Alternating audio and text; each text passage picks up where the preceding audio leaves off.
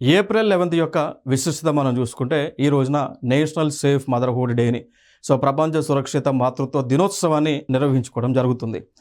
ఈ రోజున మనం తీసుకుంటే ప్రజలలో ప్రసూతి ఆరోగ్యానికి సంబంధించి ప్రెగ్నెన్సీ సంబంధించి హెల్తీ ప్రెగ్నెన్సీ సంబంధించి అదేవిధంగా గర్భధారణ సంరక్షణ సంబంధించి దాంతోపాటు సురక్షితమైనటువంటి ప్రసవం సేఫ్టీ డెలివరీకి గురించి అవగాహనను పెంచడం జరుగుతుంది ఈ రోజున.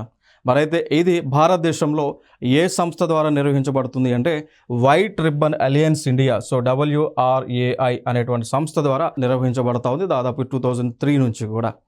ఫైనల్గా ఈ రోజున ఏం చేస్తారు, భారతదేశంలో ఉన్నటువంటి ప్రెగ్నెంట్ లేడీస్ ఎవరైతే ఉన్నారో, లాక్టేటింగ్ మదర్స్ ఎవరైతే ఉన్నారో వారందరికీ కూడా అవగాహన కల్పించడం, ఏ విధంగా పౌష్టిక ఆహారం తీసుకోవడం, ఏ విధంగా వారు హెల్తీగా ఉండాలి అనేటువంటి ఆస్పెక్ట్స్లో మెడిసిన్స్ ఏం తీసుకోవాలి అనేటువంటి అవగాహన కార్యక్రమాల ద్వారా ప్రజలకు తెలియజేయడం జరుగుతుంది. That is the point. దాంతోపాటు ఇక్కడ మనకి ప్రభుత్వము అనేక కార్యక్రమాలను లాక్టేటింగ్ మదర్స్ సంబంధించి ప్రెగ్నెంట్ లేడీస్కి సంబంధించి కార్యక్రమాలను అందిస్తూ ఉన్నారు. అవి చూసుకుంటే ఒకటి జనని సురక్ష యోజన JSY అని అంటాం.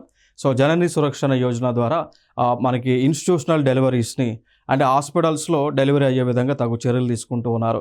ఎవరైతే మనకి ప్రెగ్నెంట్ లేడీస్ ఉంటారో వారికి ఏమైనా పెయిన్స్ కనుక వచ్చుంటే వెంటనే సంబంధిత వర్కర్స్ ఎవరైతే ఉంటారో, ఆశా వర్కర్స్ ఎవరైతే ఉంటారో వాళ్ళు రెస్పాండ్ అవ్వటము, తద్వారా అక్కడ నేరుగా వారిని హాస్పిటల్స్ తీసుకుని అక్కడ ఇన్స్టిట్యూషనల్ డెలివరీ సేఫ్గా డెలివరీ అయ్యే విధంగా చేస్తూ ఉన్నారు. అదే స్కీమ్ జనని సురక్ష యోజన.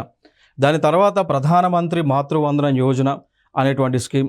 స్కీమ్ ద్వారా మనకి ఫినాన్షియల్ సపోర్ట్ అనేటువంటిది ప్రెగ్నెంట్ ఉమెన్కి అందిస్తూ ఉన్నారు. ఈ యొక్క స్కీమ్ ద్వారా 6,000 రూపాయలను ప్రభుత్వము నేరుగా ఈ తల్లుల యొక్క బ్యాంక్ ఖాతాలో జమ చేస్తూ ఉన్నారు.